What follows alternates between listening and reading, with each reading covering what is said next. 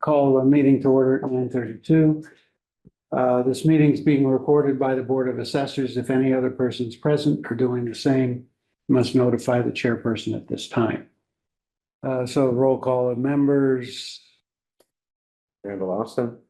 Jim Geisman. Chuck Green. Okay, hail, hail, gang's all here. Okay, to take a look at the previous minutes from the 21st, which we've all had for a while. I move we accept the previous minutes. Okay, second. I wasn't here, so I'm not sure if I can vote. Okay, we got two. Yeah, we have. Oh, no, I attended. That's right. I was virtual. Yeah. Yeah, so yeah, I, so I'll pay that. Right. Okay. Public comment, no discussion or comments will be entertained unless requested upon by the chair. Speaking time is 3 minutes for each person. Member of the public must state their name and address or precinct. Hello, Stephanie.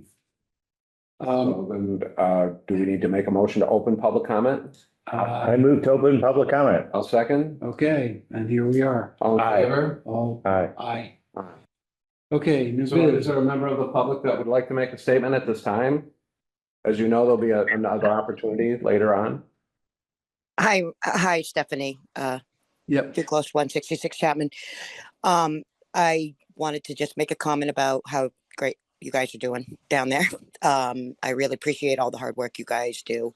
I know you're short-staffed and it's on the agenda to talk about that.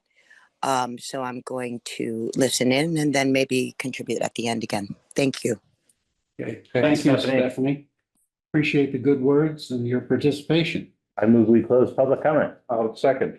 Okay. All in favor? Aye. Yep. New biz, Matthew. Hello, Hello. thank you all for having me again. I'm about to share my screen. Ready. Get that started up. Perfect. Okay, so we've been kind of going back and forth working on website updates. As I believe you reviewed relatively recently, the updates we did to our individual exemptions page where we broke everything up into subcategories and menus. Yep. Adam, let me know that you would now like to do a similar approach for was it personal property records or what? Abatements. Abatements, okay. So I will, what I'll do is I'll go through the process of updating that for your next meeting, which will be, I'm guessing 2 weeks from today. Is there any? It's next week. Next week, okay.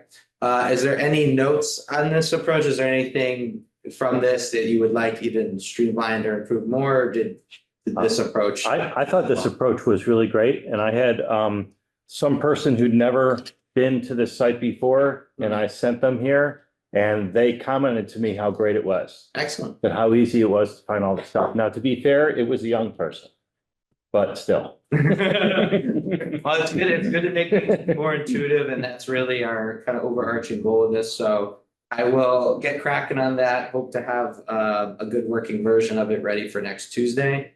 I kind of also just wanted to mention, so this. I'm sorry, Matt. When I said abatements, I was just noticing it's actually, there's property tax abatements and motor vehicle Okay, abatements. so pages for each. Yeah, and the property tax one is the more important, I think. Okay, so I'll make note of that. Start with property tax first. Yeah. I don't even know myself. Do people who need the motor vehicle abatement, do they actually have to do anything, or does the RMV handle it? No, they have to apply for They it. have to apply? Okay, then we need pages for both. Sounds good. The other thing I just want to mention, this is going to be kind of a long view thing, is we are getting kind of updates to our website in the near future.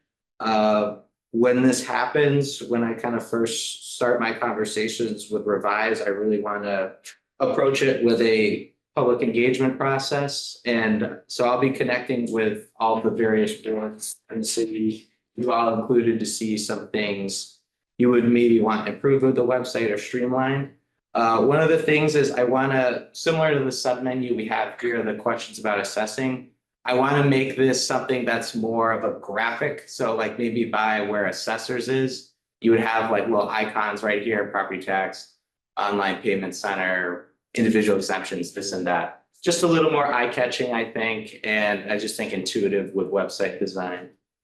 The other thing I was kind of looking at, not to take up too much of your time, but was getting a more kind of obvious calendar fixture on our homepage, just because I think it'd make it a lot easier for people trying to access a meeting. Like right now we have this, which I think A, it might be too far down on the webpage, and B, it's just not a lot of information.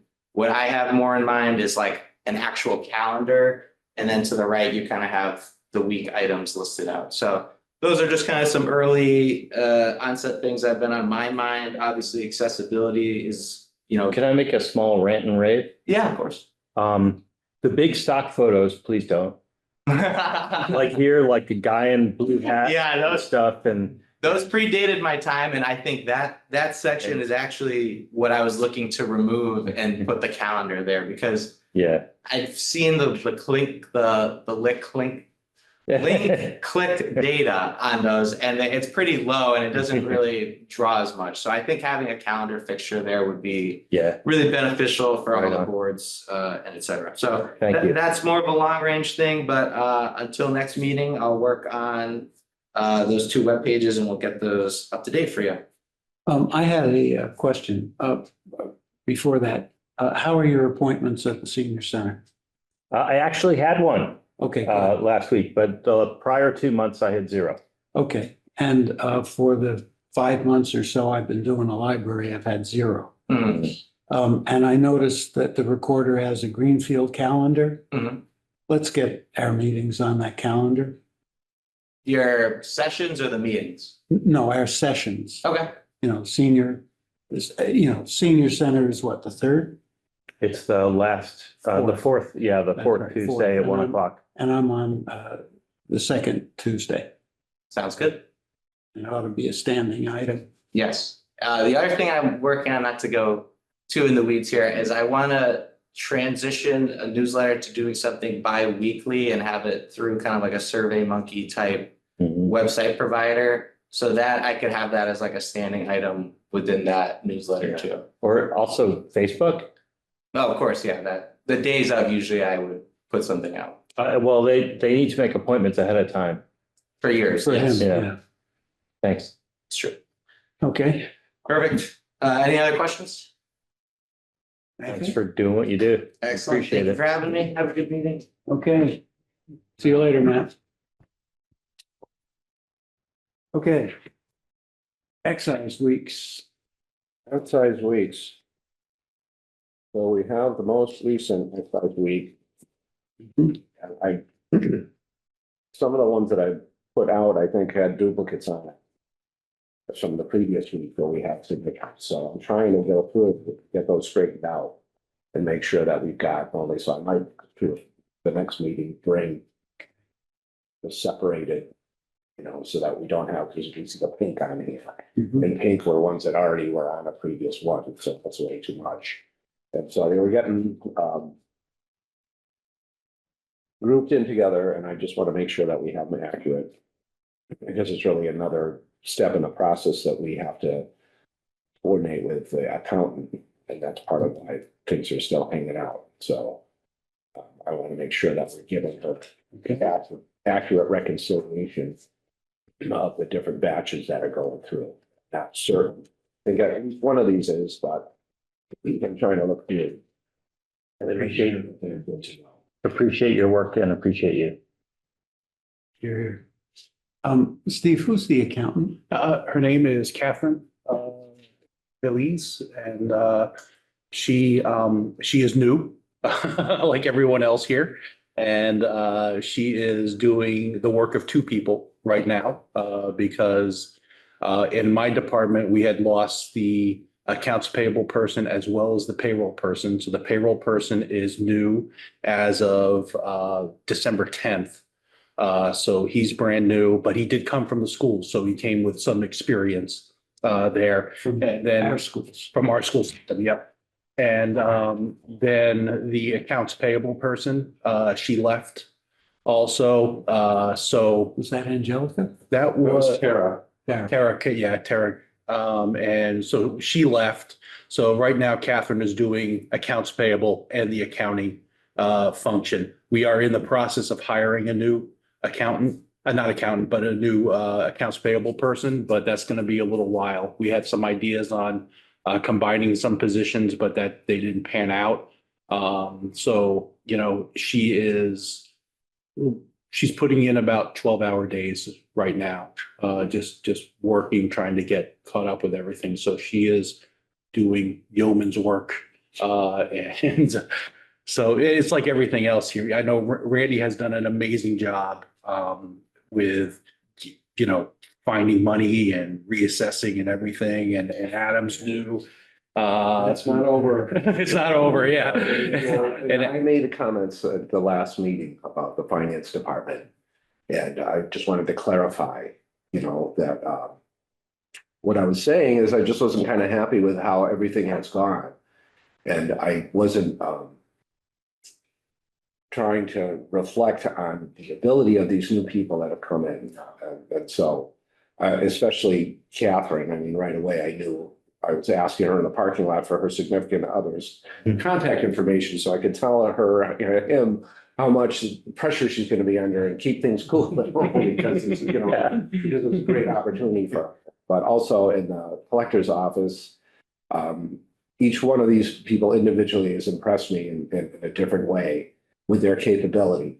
And my comment was more that I just think it's unfair that they're all just getting thrown at the wolves here without having any opportunity to have someone with experience to learn from and having learned it all. It's not fair, and it's a difficult position for them to be in. Yeah. Well, for our part, I think the more civility and appreciation that we can provide is the least we can do to thank these folks for stepping up for us. Yeah. And I remember one time I came in after hours and rapped on the window and the previous treasurer collector came and said, we're closed. As opposed to, I'm sorry, we're closed. What do you want? Or something like that. So they're much more civil and a pleasure to interact with. Speaking of appreciation, there was a nice letter to the editor today in the Recorder, appreciating in particular you guys in assessing, but also some of the other functions. I don't know if you saw it today. No, I haven't seen that. It was nice to have a really positive letter from somebody. Yeah. And, you know, just to give you a kind of a roadmap going forward, we have a bunch of training set up with Munis. I know Randy struggled with Munis. I've struggled with Munis. We've all struggled with Munis. And so we have a bunch of training set up. We have them coming either on site or via hotline when the next set of tax bills come in. So someone will be available immediately in case we have that problem. We're going to get Adam set up with some permissions, things like that, get him some training. So we have a roadmap going forward, and I don't want people to think that, you know, we're just kind of flailing with our arms. We do have a roadmap, and it's just going to take some time. You know, when those bills went out, everyone had been here between 2 and 5 weeks on the job. So it's been difficult, but we're moving forward, and we appreciate everyone's you know forbearance. I guess that's a good word. Forbearance, yeah. Civility and appreciation. Yes, no, I appreciate that, and we will all work together to get this done. I promise you that. Great. Well, it's not over because there's still other bills that we have found. And just recently got an email exposing some more of them, of things that happened. And I believe it was a problem with Patriot that we were having during classification and prior to getting the bill file out. And it was supposedly fixed, and apparently not everything is fixed. So I'm not sure how extensive it is. I'm hoping it's limited to about maybe 50 or 60 accounts that need to be corrected and aren't getting third quarter bills because their value somehow got messed up. So we're still investigating. There's more work to be done. But We're getting past a lot of it anyway. We've got our bills out. As far as personal property goes, finally. Are the munis bugs that you found, are they being dealt with? And that's part of my problem, you know, it's not that I don't know how to use Munis, it's just that Munis doesn't work right. And that was the problem, so we're putting it through, then the last time everything went through with no problem. Well, they've given us a couple of versions since then, and now there's all these hidden bugs, and they don't want to fix them because it's like this went, and it should, you know, okay, well, it should be right. You know, we went through the process, and I'm getting an output that says it's correct, but when I look at the system, it's not. So there's something wrong, and they don't want to, oh, we'll just do this to manually correct it, you know, and then it'll be okay. Well, that, to me, that doesn't work. It's, you know, product should work, and I shouldn't have to do a Band-Aid every time you decide to give us a new version that's got these hidden bugs in it that you find out about. And in some cases, I found out they're even aware of it. They know, oh, yeah, okay, well, how about being proactive and let me know before I get to the point where I'm late in my process of doing my billing, and now I've got all these stumbling blocks of things that you knew about, so. This used to be a Massachusetts state system. And then And they, yeah, that's the thing that no one seems to Contracted understand, or one thing that I keep telling everybody, I'm trying to advertise or let people know. Make them aware of Munis was a system that all the state kind of provided before anyone had a database. And then they never really improved it, and they got to the point where, hey, we're no longer supporting it, but everybody hung on because they liked it, or, you know, they knew how to use it, and they didn't want to get into something new. And so they finally, everyone hung on, or enough municipalities did, where they just put it out to bid. And so it went, you know, to whomever got it. And then they just started applying, you know, unrelated accounting program and applying it to the municipal environment. And it just doesn't work, and there's way too many clicks, and they're developing it on the fly, and they have been since they got the contract a few years ago. So I don't like it. I wish we could move on. I really do. I don't care how much we've invested in it. It's a dog, and we should get rid of it. There's much better products out there. I will say it works very well for the accounting function. So, you know, and that's the push and pull that we're dealing with. So, you know, so it's one of those things where anything we can do to make, if we have to move to another system, but as long as it's compatible with the accounting function, you know, I'm more than open to that. No, it's more of a conversation, I think, with IT. Yeah, definitely an IT question. Deeply involved we are in with it, but part of that was because of Angelica too, you know, our former accountant was really, you know, on another level from a usual accountant as far as that stuff goes. It was even helping Munis, you know, build our application. And so, you know, that was another big loss that, you know, we encountered. And then it's like, okay, so it was great. We had this system. It wasn't that great, but we had a guru in-house. Yeah. And now that we don't. And that's, you know, that's kind of indicative of how things were, because all the information was held with one or two people. Yeah. And that made it difficult. When they're gone, all that information goes with them. So we're kind of, you know, instead of riding the 10-speed, we're on a tricycle at this point. I hope it's large enough. Yeah. So, senior property tax exemptions, we have some to vote on. Yeah, we have to go into executive session for that. Yeah, for that. I mean, you want to do that at the end? On the agenda. Well, we have Ways and Means meeting, mayor proposal update. Yeah, what's up, Adam? Would you like me to speak on this? Yeah. So we're waiting on the mayor to create a proposal. The mayor has to create a proposal, present it before the town council. So she's aware of everything that we decided, and most of it really doesn't have that much impact, like nobody's doing any deferral programs at the moment. So lowering it to 3% doesn't have an impact. But she's aware of how much money we need to allocate to the overlay account if we increase the veterans exemptions. The only thing we haven't advised specifically on is what percentage we're going to adopt for clause J, which is what modifies the 25%, 50%, 75%, 100%. So the mayor, I'm not sure. I indicated that I'm not sure if you want to have a suggestion to her in terms of what you want to adopt, or if we kind of want to just leave it to the town council to just, they know what the implications of each are. I think as a board, we need to make a recommendation. I think by default, our recommendation should be to max all these, both the asset limits, income limits, the amount of the exemptions and like the years of residence and age and all those. We need to make all those as permissible and maxed as we can. And then it's up to the mayor and the city council to pare that back according to their budget realities. And it seemed to me that we were talking about dropping the age from 67 to 65. Yeah. These are all, I mean, the state, we only have a tiny bit of wiggle room in these things. Mhm. And so again, our role as assessing and understanding what the priorities that the city has, which is helping people keep their homes. We just want to max them all. And then if it's going to cost money, then it's up to, I mean, that's what the city council does is they balance priorities. Gotcha. The only one that we didn't advise on was clause J. The rest of them, I kind of just told them, I was like, hey, just lower it. And that's what it was. So Yeah. we're good on those. So on J, just say 100. Sure. Yeah. I'll let them know.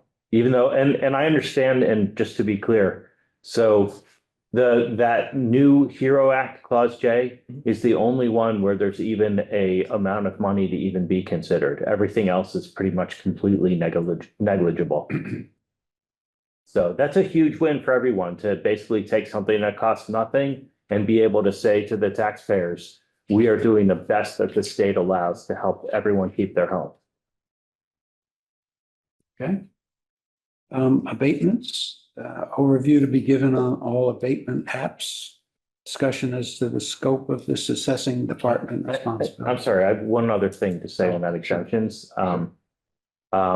So at the council chairs meeting, I shared our draft proposal to the mayor with the council chairs.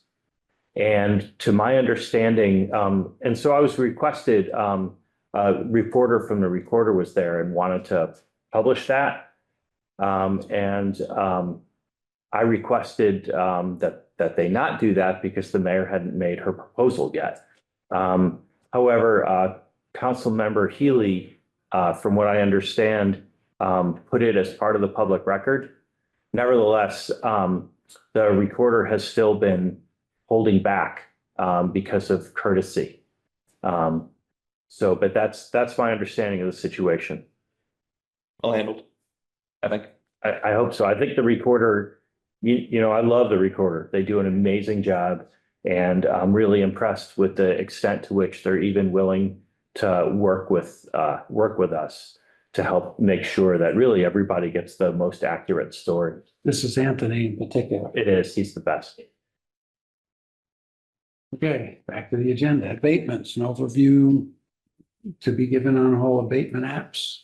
Discussion as to the scope of our responsibilities in responding to the apps. A review of what RRG is responsible for. And so, yeah, we have all our abatement applications. I think that must be something Adam put in.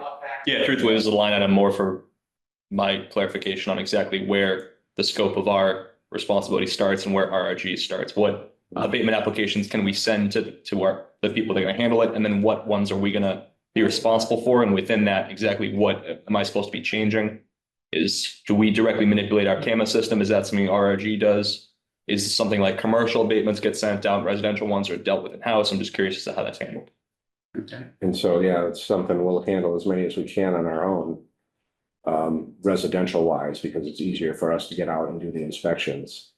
But RRG, part of their contract is that they're guaranteeing or, they're going to help us support whatever values that we come up with. So we could just say, leave it all to them and say, okay, well, this is part of the contract and you're handling this. But the past years since I've been here, I've just handled what I could and worked as a team. If there's something that I've got a question on or something that I want them involved in, then I'll get in or basically tag teaming them. When we got to a certain point last year, there was only so many that I could handle. And so I handed off X amount to Dave from RRG, Dave Burgess, who's back, by the way.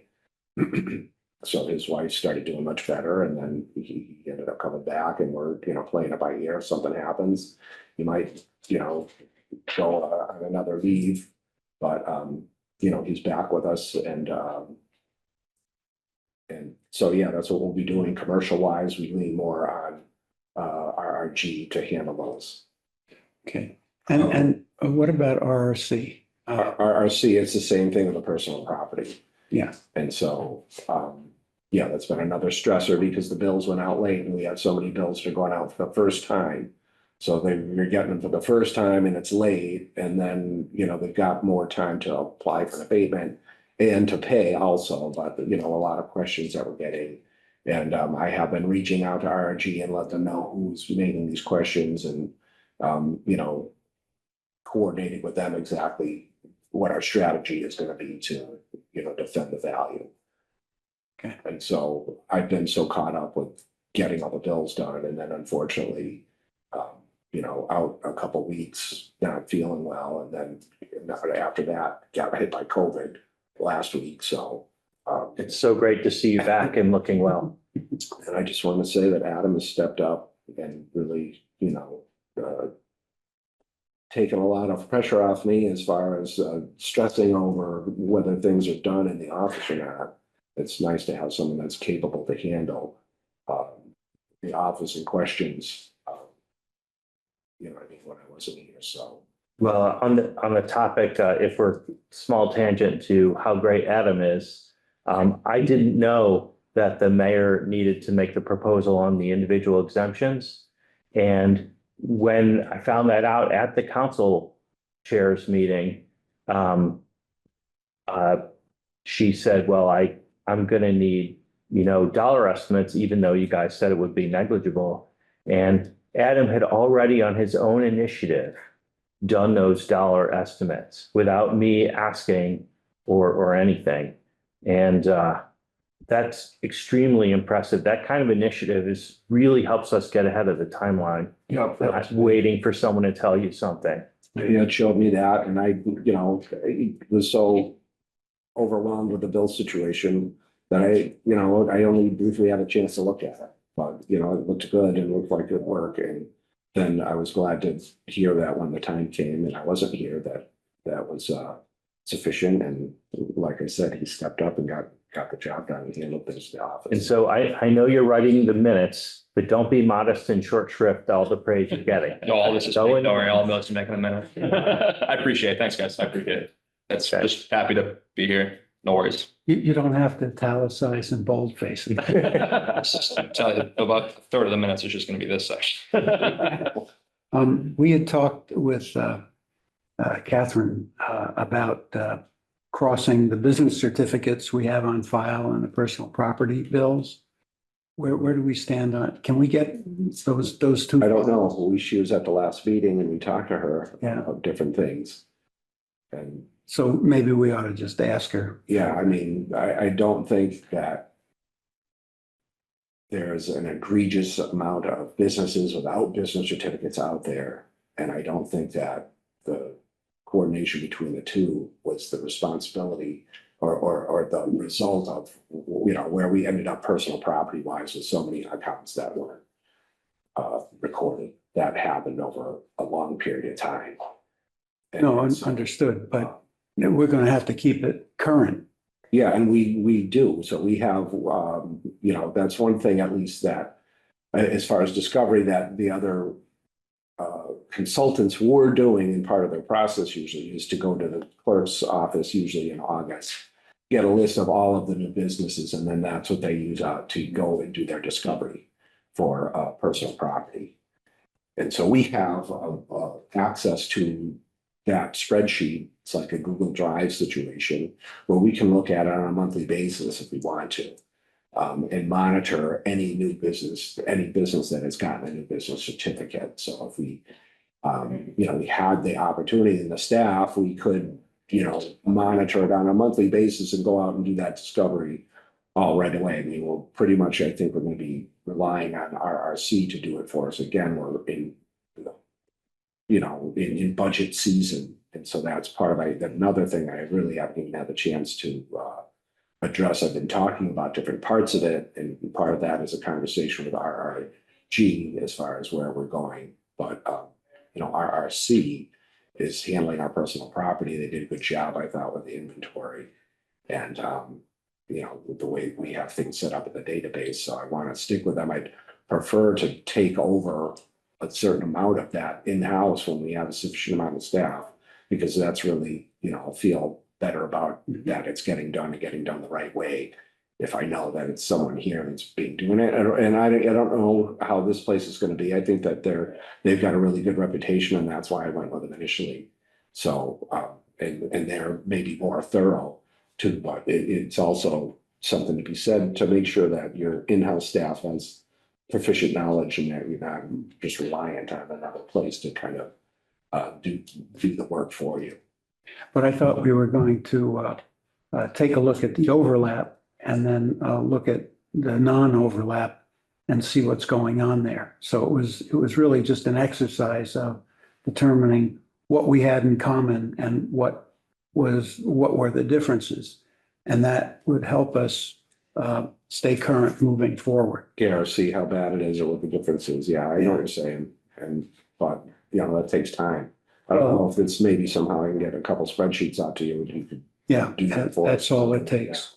Because that's really what it's gonna come down to. And, Yeah. We don't have a primary key in both. Mhm. And so are the names spelled the same? Are the? Yes. Yeah, There needs to be a lot of investigation, address wise and name wise to coordinate all that between the two. That is exactly it. We need the primary key and the names. Yeah. And so we don't, Yes. also, they don't make sure that every business that is gone has severed their business certificate connection. Sure.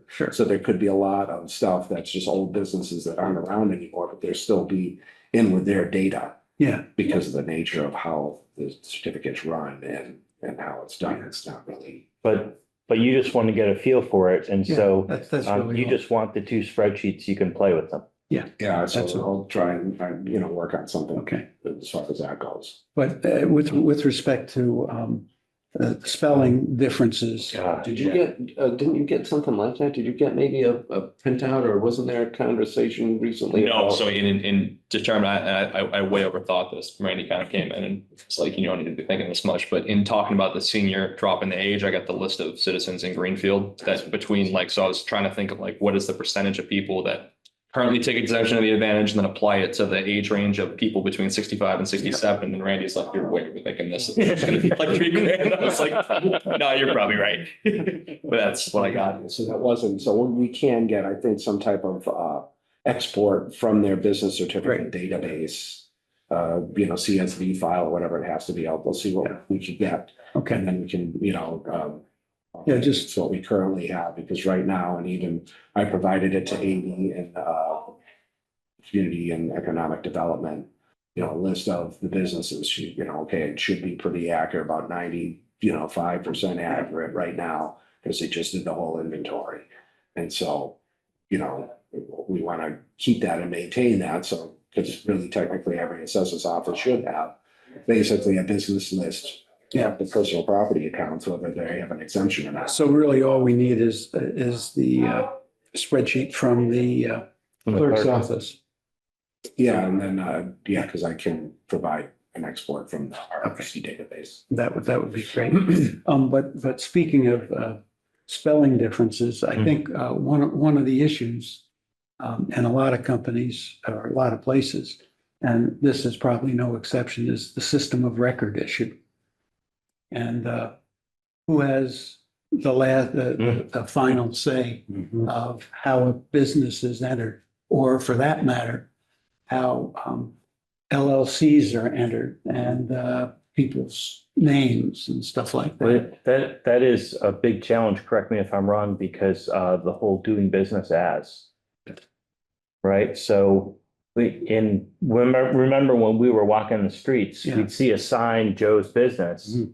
And then we couldn't match it, and that's because they actually, when the property tax bill comes out, it's to, John Jones, Right. which is, how do you know John Jones is Joe's Business? And Well, that would come out of the business certificates, I think. perhaps, Because that's how you get your DBA. yeah, When we do in the personal property database, it has a DBA Yeah. and owner name separate too, so. Yeah. But I mean, even that, they just went and did the inventory, right? And we sent out the farmers list and we've had some come back saying unable to forward or the address not known. It's like, okay, we just got this from somebody at the business. So I don't know what the problem is or what the answer is either, but it's like when you go out and you ask someone and then a few weeks later you send them something and it comes back and says it's not a good address, well. But to your point about system of record, and I don't know what your impression of this was, Randy, but it seems like the clerk's office doesn't really have a lot of interest in being a database. They just want to collect it, as is their statutory role. But they don't want to, doesn't seem like they want to be a database maintainer. They just want to collect it. Right, because you have to have those rules in your database. And so we started talking about names and how they're entered in, and we do have, or we're in the process of creating a policy so that we're entering everything the same. Is it, you know, if it's a married woman who didn't take the husband's name, is there a hyphen or, you know, all these different things of how it's going to go. If it's a trust, what are we doing? And so there's a consistency with the way the data is entered in. So I'd like to suggest that it's not our role as the assessors of the Board of Assessors and the assessor's office to make architectural decisions about I data wasn't in the city. suggesting that. Yeah, I'm just saying. So, but I'd like to tee it up to at least the finance department, but I know the clerk's not in your department. No. But this is not the only database of record issue we have. That's very true. Yeah, like this whole rental registry I'm doing with Susan, that's the same problem. Who's supposed to own that? And if the city decides that, you know, Patriot and our activity is the right place to own all these database maintenance, I mean, we could step up if we might need additional staff to do that. But on the other hand, the city could decide, oh no, the clerk needs to maintain the business list and health department needs to maintain rentals and this and that. So I'd like to say that we should be able to support whatever the city decides is the right way to architect their data. I mean, this is clearly an IT issue though. Yes. And it seems to me that where you have departments who are the system of record, then there needs to be at least some additional help that they get probably from the IT department. Maybe the help comes from IT, although I'm not sure about that. I don't think this is an IT question. It really sounds like it should be a standardized thing, not just for Greenfield, but for all clerk's offices. You're right, because, you know, the corporate database that's maintained at the state, that should be the system of record for us. Could be nice. We should adhere to their rules, Exactly. their database rules, so that we're consistent. You know, in Greenfield, like a lot of other places, are just these disparate spreadsheets and databases, all with different pieces of information. And it all needs to come together into one. And there's ways to do that. It's just time and money, you know. Yeah, Yep. exactly. It's one at a time, yeah. So we're just teeing it up from our perspective. There's like, because we are assessing, we are definitely tapped into a lot of these databases. And so I guess at this point, we just like guidance. Yep. Okay, Elderly and Disabled Fund, just an update. You know, the first meeting was really an organizational meeting. There wasn't any public comment, and all there was really just a discussion about what we were trying to do and when the next meeting was. So no movement really. Well, at least you guys came together. That's the start is the start. Yeah, I understand the what is it, the 1,000-mile marks starts with the first step. Yeah. So is that something that we implemented already? Is there a checkbox on the bills already? I don't think so. Yeah, okay, because I did I hear didn't somebody hear at the it. counter saying something about wanting to donate a couple bucks to it or something. Yeah. Isn't that nice? Actually, we had a couple, at least one person that I know of donate a check. So we set up the bank account and Good. so it's starting to come in, but we haven't gotten as far as setting up the checkbox or, you know, online I donation. didn't think so, and that's why I was curious, because I don't know if that was the only person. Maybe it's the only person, I don't It's the Same know. person. Yeah. Yeah, I did hear that someone was saying something about it, so. That's lovely. Okay, did you have anything to add to my very brief summary? No, all we did was just a chair and a vice chair. That's basically it. Okay, old business, calendar timeline. Yeah, and so calendar wise, I don't know, I don't have it, but it's. We're behind getting mailings out, trying to get them caught up, it's working on. I stuff, so if you wanna help us fold and stuff, Oh, the INE stuff? Yeah, sure. yeah, and it's late, you know what I mean, but I'm gonna give them extra time, and I don't really penalize anyone until December, and I haven't got it back for the whole year. I mean, that's a particular interest. And I'm gonna reach here, I'm reaching. But I have a dream that last year we took on the let's try and get the personal property tax, that's our thing we were gonna try and do. And this year, I was hoping that we would try and do the same for multifamilies. In terms of, so with the personal property tax, that was pretty straightforward. You find a business, that we didn't know about, and we find out they have stuff we didn't know about, and then we can send them a bill and get back money that we knew money. But as we talked about in our last meeting, this year I had a dream that we could try and do that for multifamilies, where we could find multifamilies we didn't know about, or where they had more apartments than we thought. And then we could get, it's not the same as with personal properties. Just because someone has a new apartment doesn't mean we send them another bill. But the INE is the core there. So if we find that, we had a different understanding of how many apartments were in this building, and then we look at their INE and it's clearly BS, right? It doesn't list all the apartments, or a bigger deal. Hopefully in this thing with Susan, we'll get self-reports on rent from people who live in these apartments. We can compare that with the INE and find out that we're getting a bunch of BS back, which, by the way, folks like Stephanie and our mayor and a lot of others are telling us, they're tipping us that this is happening in a big way. So of course we want everything to be fair, but this is also a big opportunity for the city to get more revenue. And so these INE statements that we're getting back are going to be the thing we're comparing to. So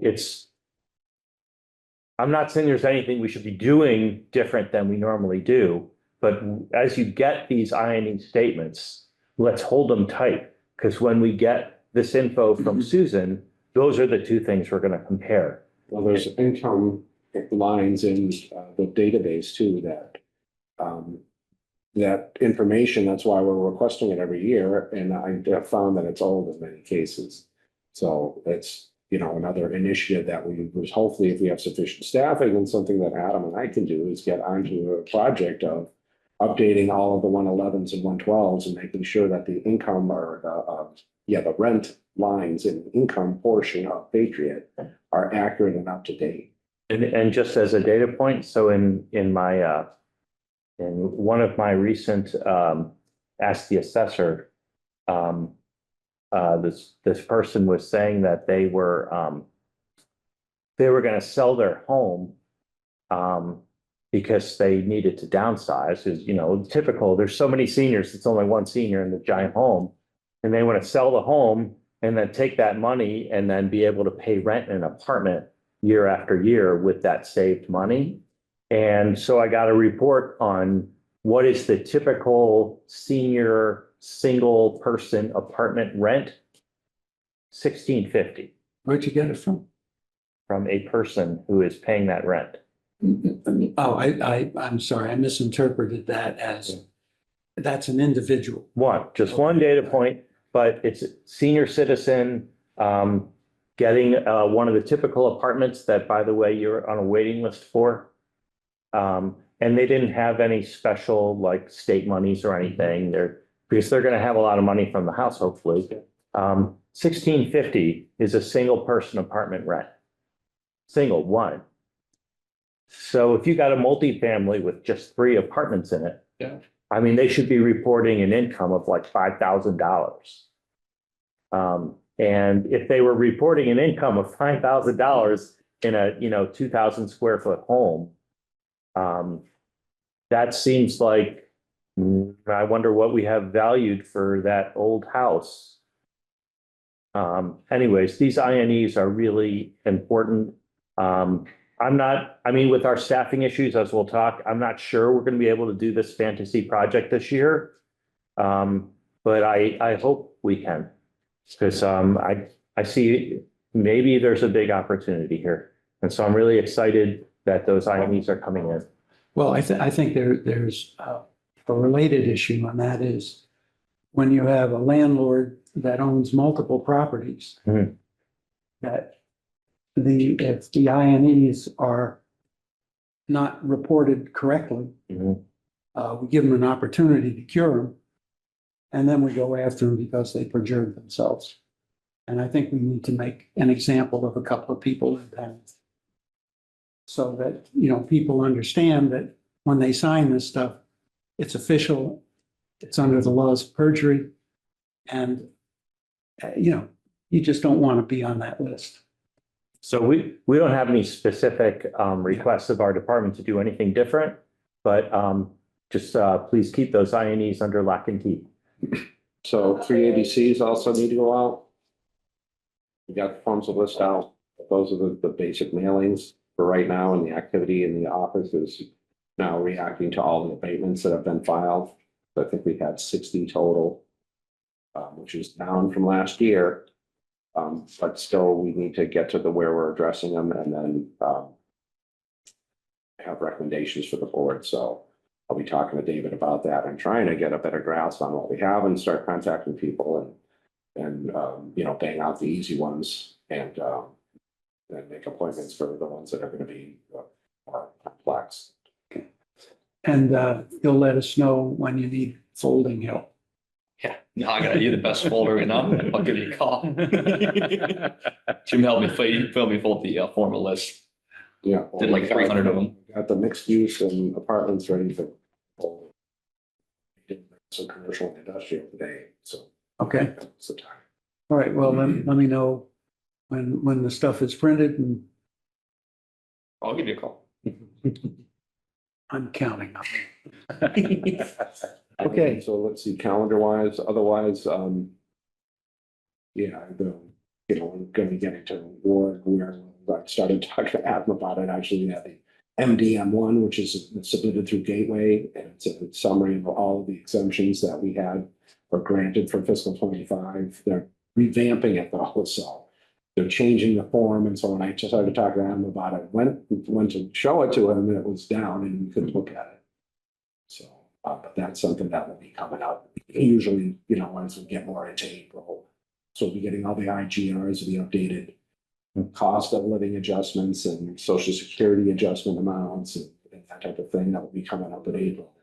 But right now, really, it's all abatement season and dealing with all abatements. I got a response last week from one of the ATB cases, the first ATB case. So hopefully we'll be hearing on the other one soon. Still pending ATB cases. We don't have any other hearings right now. There's one that I'm trying to submit a withdrawal for because it sold, they had a couple of years in question, and it sold for, of course, twice of what they said the value. Yeah. And so, trying to keep moving along with those or schedule dates or just, get to the point where we can address them and talk to the attorneys, whoever it is, the person here, and see if we can figure out to either avoid going to ATB or just, it's on and then it's, us versus them. So. Did we, has that case where person got a second bite at the apple, has that been resolved? No, we're still waiting to hear. Maybe that will be next. Before now, that particular case, that the other one that we got the response on. Okay, yeah, I'm just looking at, and this is an old listing of all the February stuff. Are there any tax map changes? Yeah, tax map changes, so that's something that's already been done. Okay. And so what that is any plans that have happened. So there's a split or a merge Right. to a parcel that's gone through the planning board and the A&R process and everything. And now, okay, it went to the registry of deeds for calendar 2024. Now is when we do the updates. So that the information's ready for fiscal 26 and present for fiscal 26. Okay. Those have all been done. Actually, there was a couple that came back and some back and forth between David and Eric. And Eric found a couple of the parcels, but the last time David was in, he was responding to that. So I think that those are taken care of. Yeah, well, I mean, it looks like February, all these items are in process. Yeah. I guess the issue is what are we behind in January? So even though we're still in fiscal 25, I did the year-end rule in the database in like late December. And so, okay, that's basically closing out fiscal 25. It's a snapshot. This is how it's going to stay. And then we can start doing things that are going to affect for fiscal 26. So that's what we're doing now. Splits and mergers and the map updates. That's what we're also going to go out and start getting inspections now and get caught up on building permits that, of course, people need a little bit of time to go ahead and get things done. It's not, we take a permit out and next week the whole project is done. That's the thing. Especially not over winter. Right. So, yeah, let's see, what else haven't I touched on as far as office operations? We had some more interviews. Yeah, well, that's on our agenda. Did you want Yeah. to talk about? Jump ahead. Okay, Well, I mean, we've got RG renegotiation and then the update on our replacement expanded scope of service. So which would you like to talk about first? I mean, RG. Update on assessing department's replacement of data collection, valuation, modeling, and document review programs in anticipation of our expanded scope of service.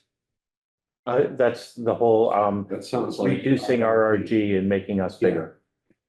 Okay, well, it's all part of the RG renegotiation. Yeah, so yeah, I did touch on that briefly, because it's a budget thing and then where are we gonna go? So I have also spoken with Harold about it a couple of times, but we need to have, sit down and have a more of a nitty gritty conversation of exactly what, to what capacity we're still gonna continue to utilize them.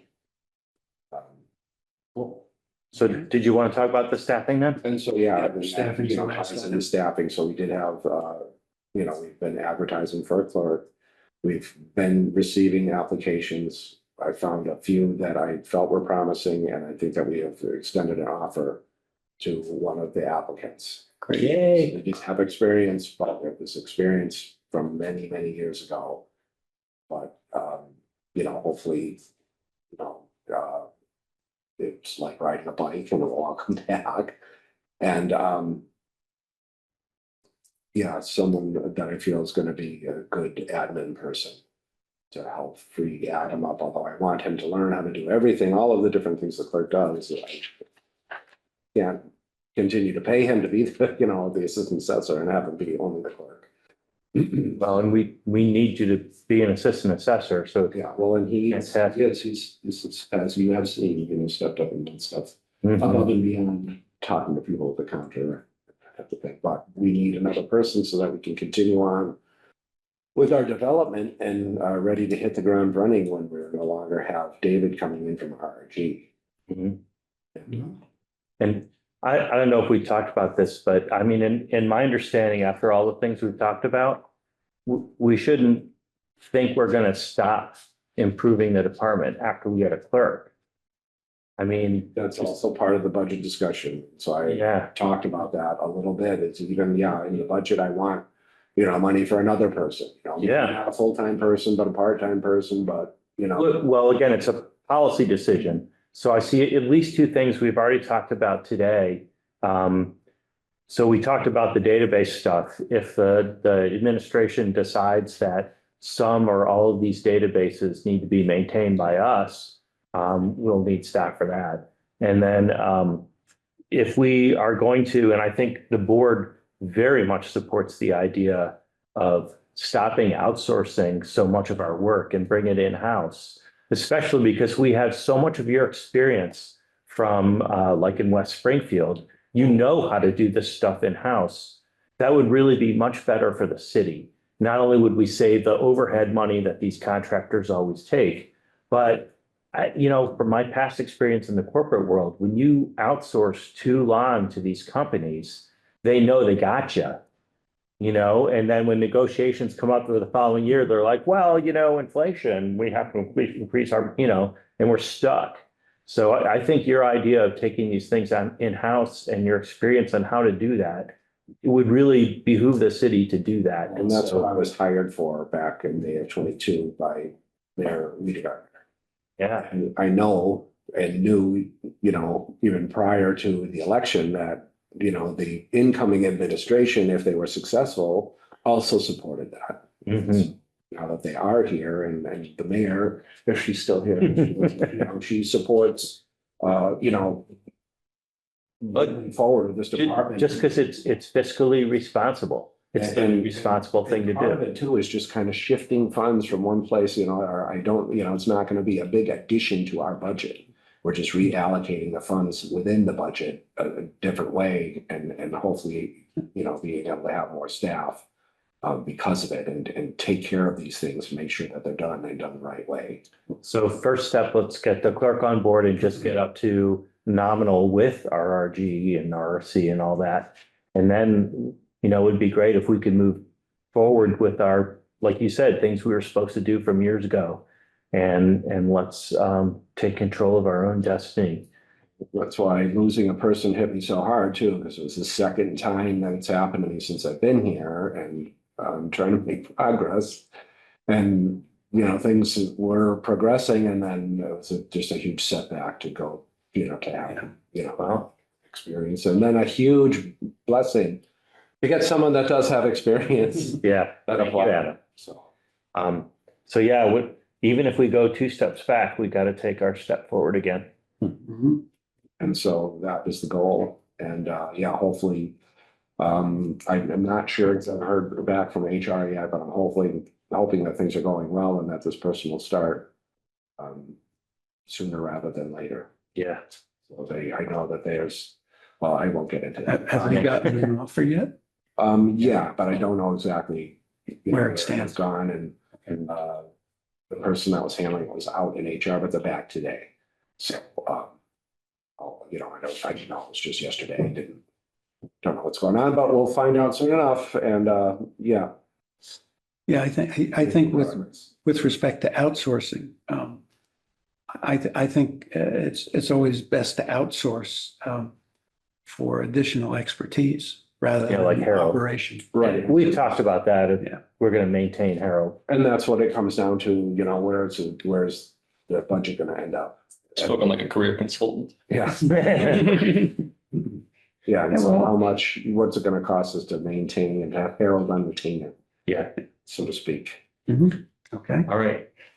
so I think that's it. The next meeting date is next week. Well, We got to do an executive session and we got to do public comment.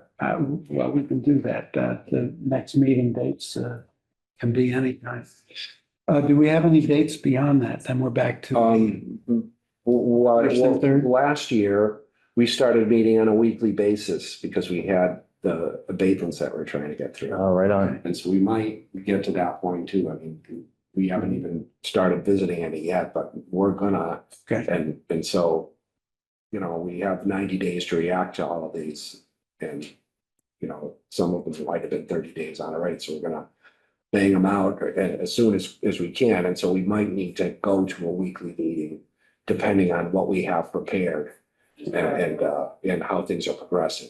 Okay, should we schedule it? Because we can always cancel. No, I think our next meeting is scheduled for 2 weeks from now. No, No, it's next week. next week. It's next week. Yeah, okay. So even for next week, I think, that might not be bad or, I don't know.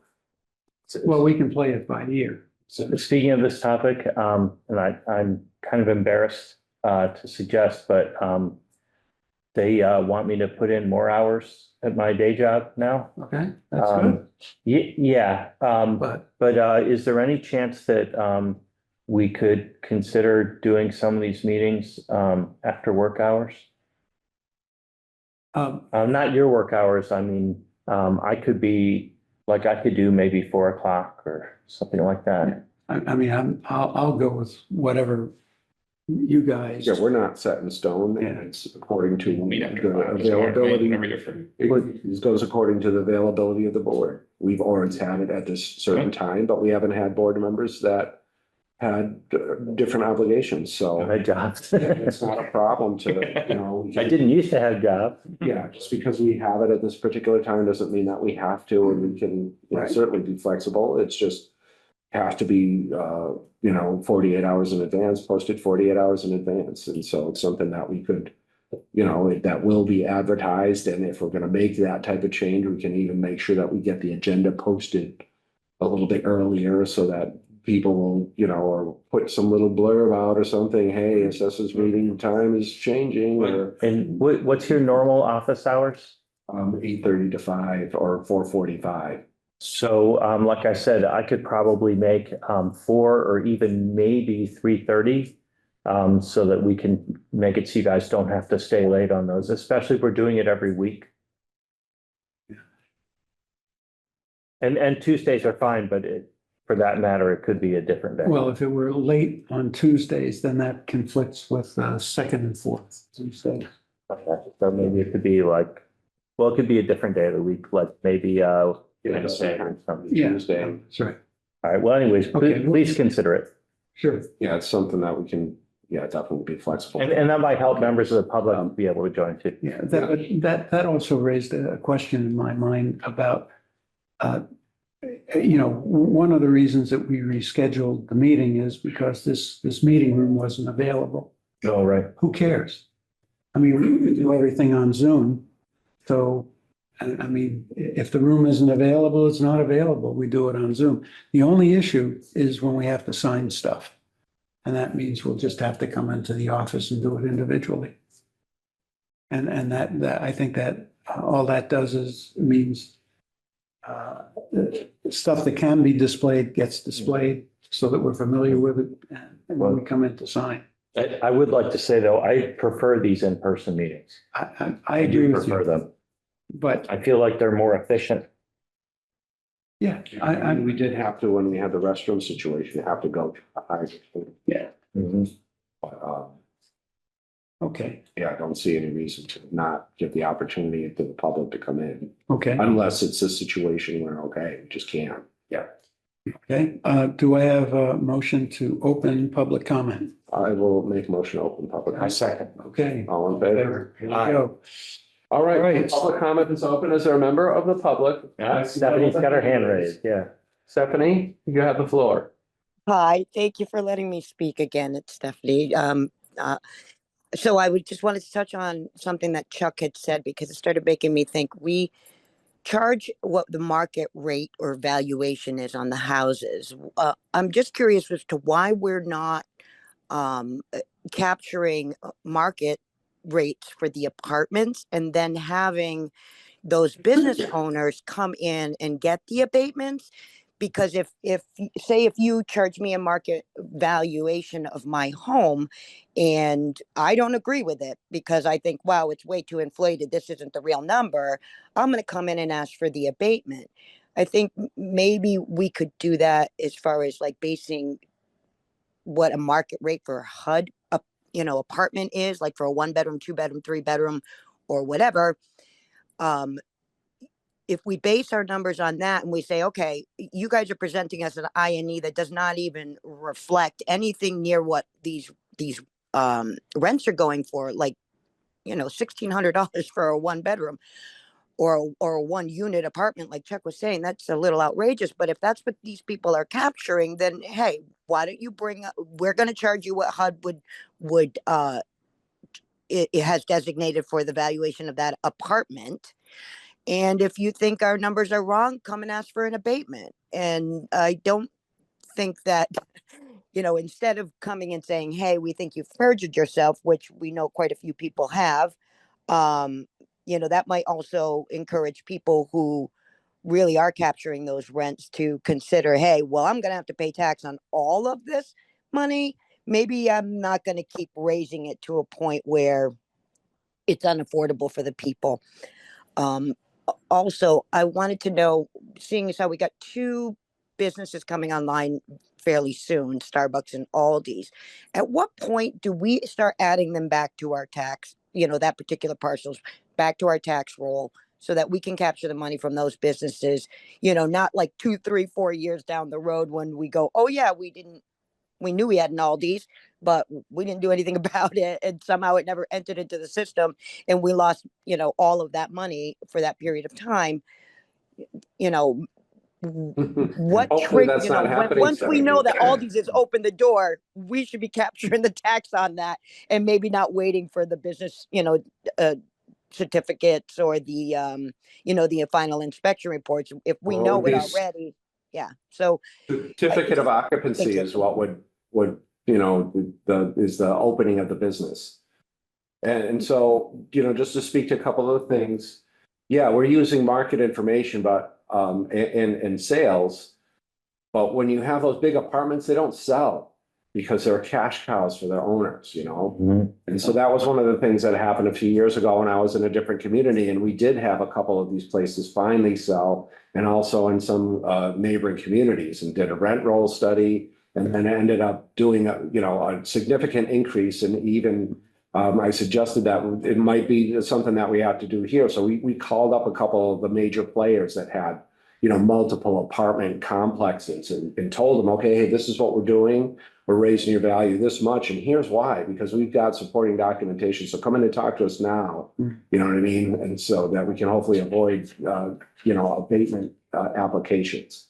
And so if we don't have those sales, then it's tough to do that. Although we did recently have a couple of the apartments this year that did sell. And so then it's up to you, this office to have a sufficient amount of staff and then do our own investigation. Because yeah, I've done it myself. You just go and you look at a couple of these places and they advertise, hey, I've got a place open. And how much are they, advertising? What's on their website that says you can rent for it, as opposed to what are you getting back from the INE? But it comes down to having sufficient staff to do those comparisons and be on top of it and make sure that the values that are assigned are correct. And then you always have the possibility of, okay, now I'm giving a more accurate value and your value is more, and guess who's going to bear the burden of that? It's going to be the renters, and they're going to raise their rents because now they have to pay more in taxes. So before turning to the issue of businesses, Stephanie mentioned HUD rates, and this would be a chapter, what is it, Section 8 housing, right? Does HUD have regional, a data? I'm sure what that the they rents are. And usually, but if it's a HUD situation, it's some type of rent restricted or restricted property, so it's not. It's not great. It's not a market rate. No, understood, but it's a rate. It's something documented rate. I suppose, and you don't want to be below. You don't have a deed restricted rate on something that has no restriction. So two things. First, this is absolutely what we were talking about, but we can't do it without staff because we have statutory things we have to do first. Sure. So just like with the personal property, we need the staff in order to do this, but it'll pay off. So it's another one of these things where, we should really think about this as an investment. But the second thing is, the numbers that we get back from the Susan project will be the best numbers because they're self-report from actual renters. I like looking at the websites for rents too, but because the vacancy rate is 0.000, I doubt there's too many websites that are even have honest numbers on them because nobody's renting anything to anyone anyway. And like you guys were just saying, the HUD numbers are probably way low because they're Section 8, just not representative market rates. No. No, may I interject, because I actually Sure. did work in housing. So when we were putting in increases, say we're the Leiden Woods, for instance, when we wanted to get a higher rent for our, our subsidized apartments, what we did was rent comp studies of all the units and what the rents were going for, not only for the Section 8 properties, but what market rents in the area were going for. So I had to reach out to Amherst, East Hampton, Northampton, all of these others, say, hey, what are you charging? What's the average apartment going for? And then we sent the backup to the federal, to HUD, to Mass Housing, to get what the standard rate was across this area. And that's where we were asking for, hey, well, this apartment goes for, say, $1,600. We are subsidized, but on the subsidized part, the renter doesn't change. Their amount doesn't change. It's 30% of their income. It's not based on, what the HUD people are paying us more money. The difference between, what their increased costs are. That doesn't happen to the renters. That's on the owners, But who want to so capture more money. Yeah. But if we had at least, what are the average apartments going for? If you're coming in and tell me your apartment's $800, but every other apartment's $1,600, that might trigger, hey, well, either, wow, you're a great landlord and you've given this person a big break, or maybe you're underreporting because you don't want to pay the tax on it, and for whatever reason that might be. I mean, it's just me kind of like trying to capture money that's been underreported for many, many years, and say, hey, you've gotten away with it for this long. The last time you reported a real change was, 10 years ago. And we know that rents have significantly increased. Now, there's a limit, obviously, as to what you can actually charge for an apartment. I mean, if you don't have the median income around here, no one's paying $2,000 without it continually being vacant, unless you're bringing in people from, affluent cities who are working remote. So I don't know how much more they can push onto the renters. If that's what's holding us back, that, maybe we need to really look at that. Stephanie, there's no vacancy. As long as there's no vacancy, they can keep raising it. That's economics. I guess I'm sorry. My asking about HUD, I assume I did not know that HUD was subsidized and it could vary from unit to unit. So Yeah, that's, that doesn't obviate the need to do a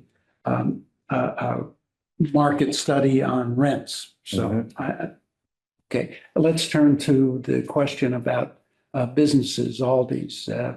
Yeah, and again, that's gonna be, we're on top of that because of building permits.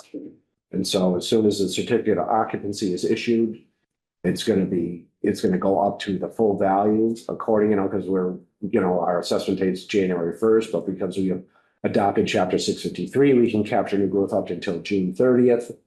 After that point, if it's still under construction, it's only halfway done, but now they have, their grand opening on November 1st. Well, then we're gonna do a supplemental bill, which is gonna capture the rest of that value for however long is left in the fiscal year. But it's not as if they're not paying taxes because they're valued based on percent of completion, right? It would have up until the point where they get their CO. Yeah, right. The certificate of occupancy is what. So, from raw land to finished buildings, we're assessing them based on what's on the property. And when the CO hits, then the business is open. And then they're valued at the appropriate amount. Right, so it shouldn't take, years for it to come onto the tax rolls. It should happen right away. If the office or the consultant is on top of their game. And something like that is, really too big to, let go under the radar. I hate to say that with other things that we found, but I would hope that a brand new business was not overlooked. And we should be on top of that. And that's part of what we're working toward with goals as far as the office goes, so that we can be on top of that. And it's, new construction and that type of thing. It's more of an accessory dwelling that, flew under the radar than, big place like Aldi or something like that. So Stephanie, I think we really appreciate your comments and we're trying to align to them. And did we answer all of your questions? Was there anything I left out? Are you adverse to having a per diem staff member if that were allowable in your budget? And that's what I was saying, even if it's not a full-time person, possibly a part-time person, you know, as part of our budget for this year. Because when we still, I think, you know, we need to build the office and get out and do more stuff. And, you know, we're talking about, you know, part of it is also how many inspections can we do in the cyclical review? And are we gonna pay RRG to do that, or are we gonna do that on our own? And so, Can, you know, that might mean that we need two people out in the field. And so two people out in the field and just one person in the office might not be enough to get everything done. can we be trained? I mean, is that- Chuck? As a board member, no, you'd have to come on as a, you know, member of the staff. Okay, all right. All right. I'm sure you guys will have some productive conversations during your budgeting process and with HR. Yes. Okay, Thank you so Lovely. much. okay. Thank you, Thank you, Stephanie. We appreciate your support just by being here and staying awake. Yeah, and, That's great. and like I said, your comments Awake. are good and we were aligning with them. Yeah. All right, so then I'll make a motion to close public comment. Second, All in favor? make a motion to enter executive session. Right. All right, I'll second. Have a good Second. day. All in favor? Aye. Aye. All right.